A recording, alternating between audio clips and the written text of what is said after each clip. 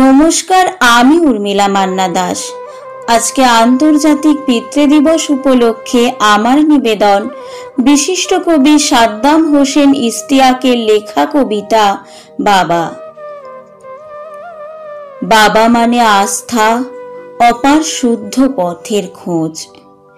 এক জীবনের একটা চাওয়া, বাবার হাতে আদর পাওয়া। সেই আদরের আশায় আমি স্বপ্ন বুনি রোজ। বাবা মানে জীবন জুড়ে সুখের রঙিন ঘুড়ি, হাওয়ার তালে নেচে ওঠা, ভরসা পেয়ে সামনে ছোটা, মেঘের সাথে তাল মিলিয়ে ওই আকাশে উড়ি। বাবা মানে নরম ঘাসে নগ্ন পায়ে চলা, ছুপছুপে ঘাস শিশির ভেজা, নীল আকাশের মেঘ পেঁজা, তারপরও সে শুক্কুরাতে দুঃখ দুপায়ে দলা।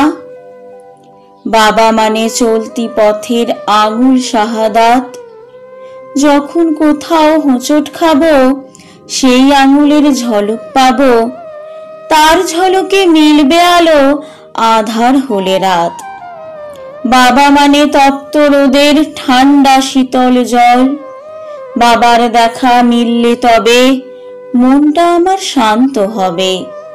শান্ত মনের প্রান্ত ছুঁয়ে চাই হতে সফল, কিন্তু বাবার পাইনি দেখা এক জীবনের মাঝে। তাই তো সবই আধার দেখি, সুখ না লিখে দুঃখ লিখি। একলা একা দাঁড়িয়ে থাকি এই জীবনের সাজে।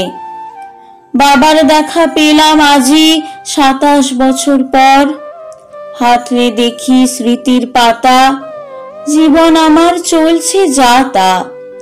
সম্মুখে পথ পাড়ি দিতে তাই তো এত ডর।